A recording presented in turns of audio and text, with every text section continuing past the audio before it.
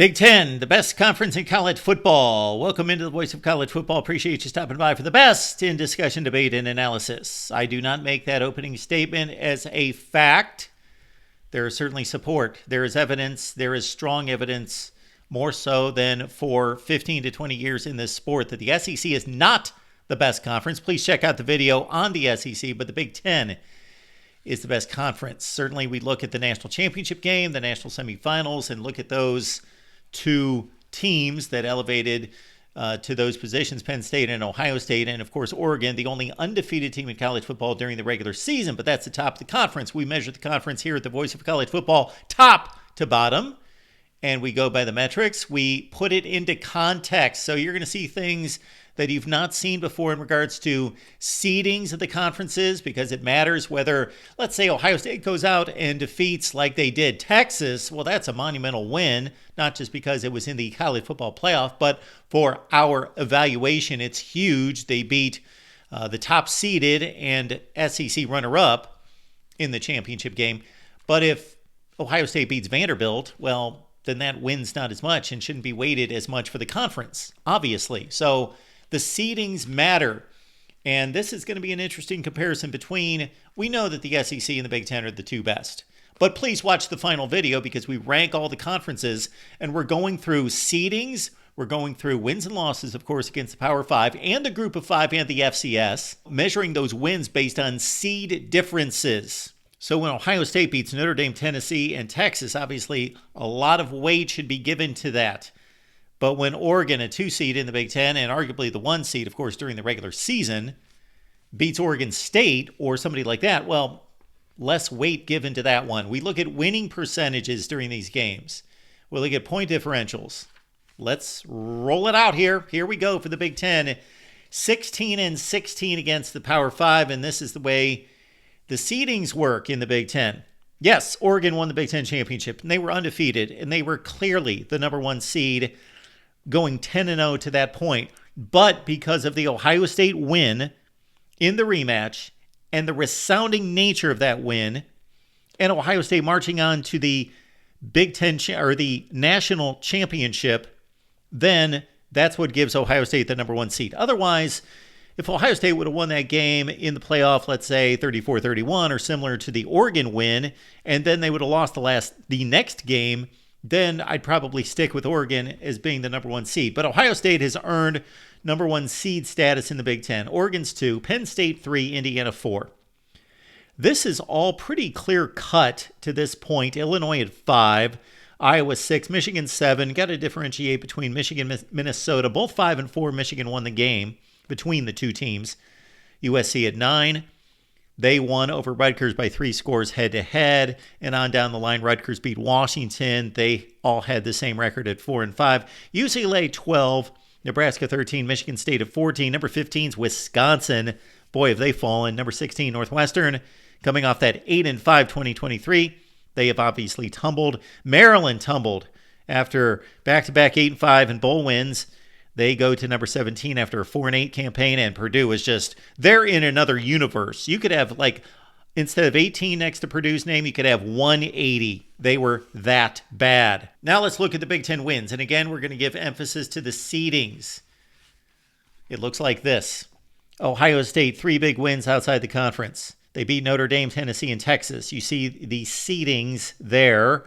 Oregon at number 2. Now, we gave Oregon State a number 11 seed. We still consider Washington State and Oregon State as Pac-12 members who bulked up their schedules. Just go look at the schedules. They're as good as Big 12 schedules, for example. Still remaining in the Power 5, so we had to assign a seeding for them. Oregon State at 5 and 7, not necessarily the greatest schedule, so we assigned the Beavers an 11 seed. Okay, the rest of it looks like this. Penn State, 2 big non-conference wins over SMU and West Virginia. West Virginia 5 and 4 in the Big 12. Illinois, at the time, it was an upset over Kansas. They also beat South Carolina, another slight upset in the bowl game. You see 6.5 next to South Carolina. We explained this in the SEC video, that there was a logjam of 6 teams at 5 and 3 in the SEC, and it would not be justified in this ranking to differentiate all those teams, one being a 4 seed, the other being a 9. No, we grouped them all together because the resumes are so close to a 6.5 seed. Michigan over Bama, Minnesota over Virginia Tech, both postseason wins by the Big Ten, as well as USC against LSU and against Texas A&M. For as bad a season as Lincoln Riley and the Trojans had, they took care of business outside the conference in those two particular games. Rutgers beat Virginia Tech, Nebraska over Colorado. Big win for the Big Ten. In terms of a seedings win, obviously Ohio State had the biggest wins out of conference because they marched on to a national championship and beat the best teams. But in terms of a seedings difference, Nebraska, 13 seed at 3-6 in the Big Ten, beat Colorado 7-2 in the Big 12. Also, they beat Boston College. So Nebraska by themselves is responsible for a 13 seed difference in the Big Ten's favor. Maryland over Virginia as well. Now let's look at the losses. Notre Dame takes out two Big Ten teams. Penn State and Indiana also, of course, the annihilation of Purdue. So Notre Dame at 3-0 against the Big Ten before they met the Buckeyes in the championship game. Iowa State defeated Iowa in that rivalry game by 1 point on a last-second field goal. Mizzou over Iowa in the bowl game. So the Hawkeyes 0-2 non-conference play against the Power 5, of course. Texas beat Michigan 31-12. North Carolina on a last-second field goal miss by Minnesota. That's probably the Big Ten's worst loss from a seeding standpoint, as the 8 seed losing to a 12 seed out of the ACC. We will see on down the line here. Notre Dame beat USC, Kansas State over Rutgers. Really good football game. Rutgers led by 3 scores in that game, but Kansas State came back 44-41. Talk about another close football game that the Big Ten dropped. Washington by a 35-34 count to Louisville. Washington State beat Washington on a goal line stand. So the Big Ten really came up empty in those 3 games there. Rutgers, Washington twice, losing close nail-biters. LSU beat UCLA by 17. Boston College over Michigan State, close game there. Bama wasted Wisconsin 42-10. Duke over Northwestern in overtime. And then Purdue, from a seeding standpoint, this doesn't hurt the Big Ten because they ran into, Oregon State, 12 seed. So they ran into Oregon State, the 11 seed, Purdue the 18, big deal there, but they also lost to Notre Dame by 59 points. Now let's look at what the seedings and the winning percentages and the point differentials tell us about Big Ten football this season against the SEC, the Big 12, and the ACC. 16 wins for the Big Ten. The +3 means that the compilation of all these seeds in these Big Ten wins over the other conferences was in the Big Ten's favor by 3, meaning the lesser seeds in the Big Ten actually won these games. That's an impressive number.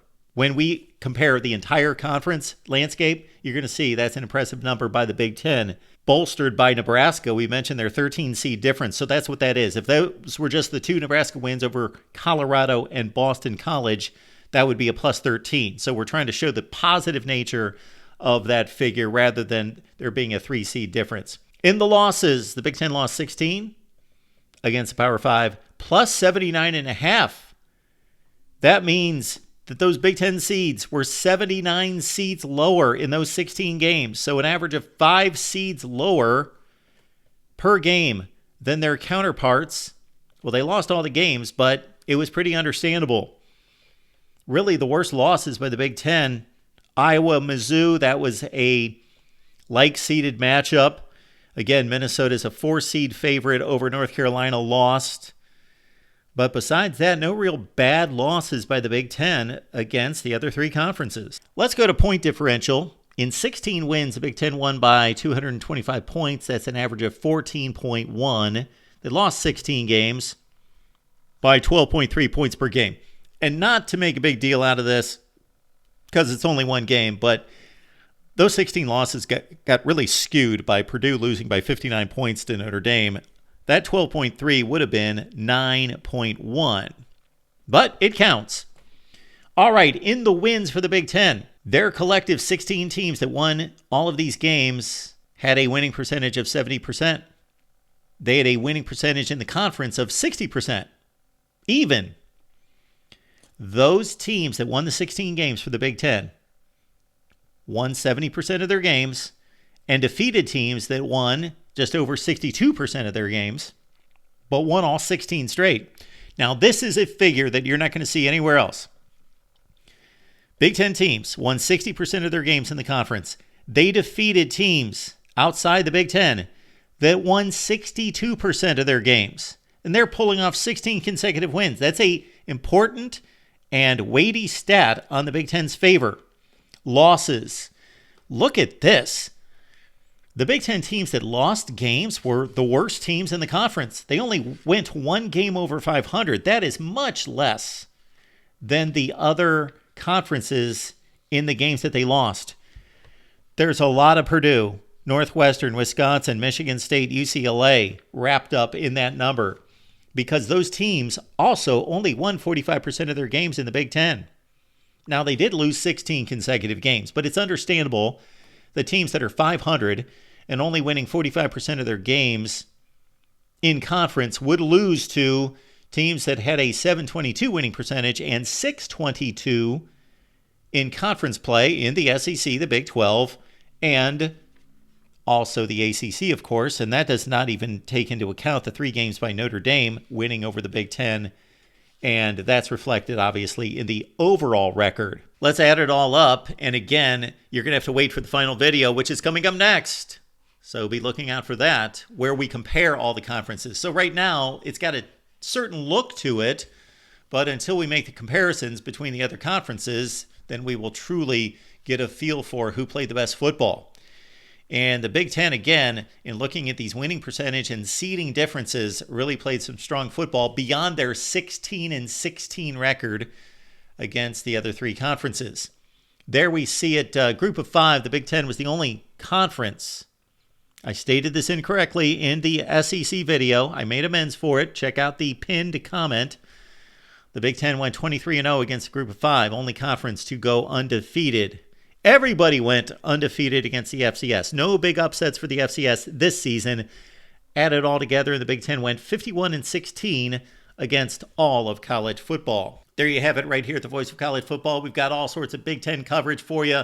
Ohio State Channel, Michigan Channel, Nebraska, Iowa, Rutgers, Indiana, Oregon, and USC. Let's not forget the folks on the West Coast, call-in shows, and the like. So please lock it in here at the Voice of College Football. We'll be back with the final rankings review where we put it all together and rank the conferences right here at the Voice of College Football.